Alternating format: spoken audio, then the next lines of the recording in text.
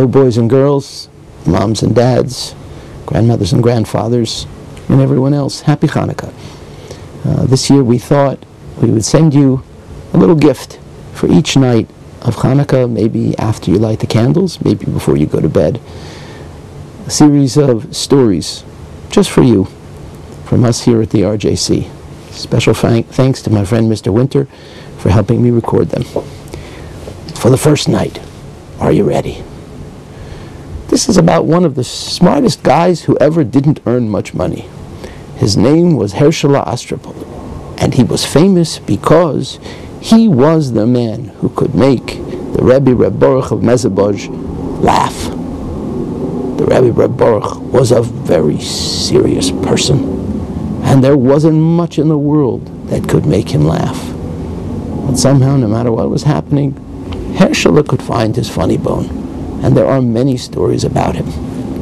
Now, Reb Hershela was always looking for a way to earn a little money because he actually didn't have much, which had a lot to do with the fact that he never wanted to work for a living. He would rather live by his wits. So, he especially liked it when holidays came around because you could always make a few dollars around a holiday. Well, Chanukah was coming, and Hershela thought, this is my season. He found a tin maker who made the cheapest little menorahs that you could possibly find. And Hershela instructed him to make a whole bunch of them, and he would sell them for Chanukah. Well, he went around selling menorahs for a few weeks, and it came to a day before Chanukah. And he had only a few left, but the last few were always the toughest to sell. So you know what he did? He went into the shop of a very rich man, but a very rich man who was also very stingy. He didn't like to spend money. Hershela came in, put one of his menorahs on the table and said, Reb Yid, I have just for you, custom made, a menorah for Chanukah. Shopkeeper said, I'm not interested. I have a perfectly good menorah from last year. I don't need your menorah. Get lost. Hershela never lost his cool. Hershela never ever lost his cool. He said, Rabbi, do you mind if I ask you a question? The man turned to him and said, what? He says, do you by any chance like latkes? Well, the man's giant stomach told the story without him answering that he liked latkes very much. Of course I like latkes. And Hershela says, well, I assume that you assume that when you come home tonight to light the first candle, your lovely wife will have latkes waiting for you for dinner. Yeah. Well, what if your wife starts looking for that old menorah that you stashed away somewhere?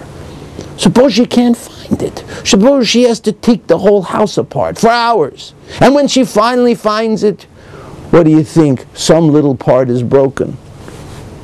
And she runs to get it fixed in time to light candles. Well, that doesn't leave much time for peeling potatoes. It certainly doesn't leave much time for grating them and for adding the delicious eggs and salt and oil and cooking up a tasty batch of latkes.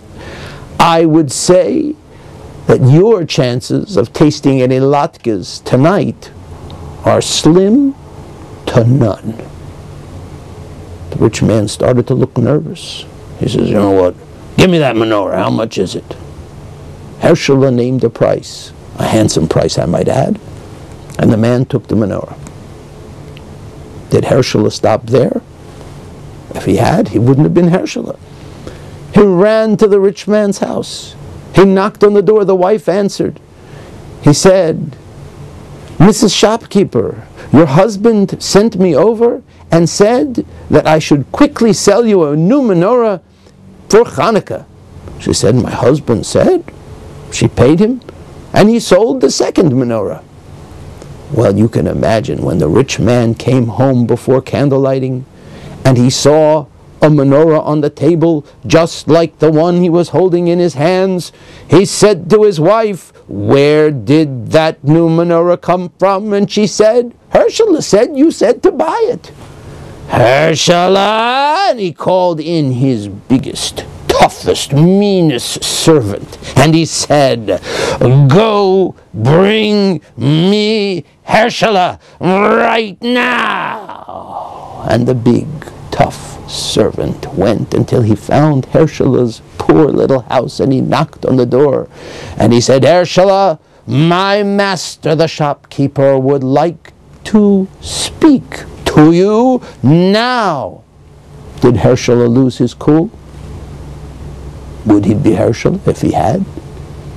He looked at him and said, "You know, it's only an hour till candle lighting time.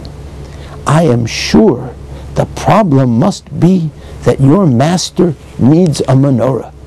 By the time I'll get over there and bring him a menorah, he might miss the time to light candles, and that wouldn't make you look too good, would it? Here, let me sell you a menorah for him, and he will be so grateful."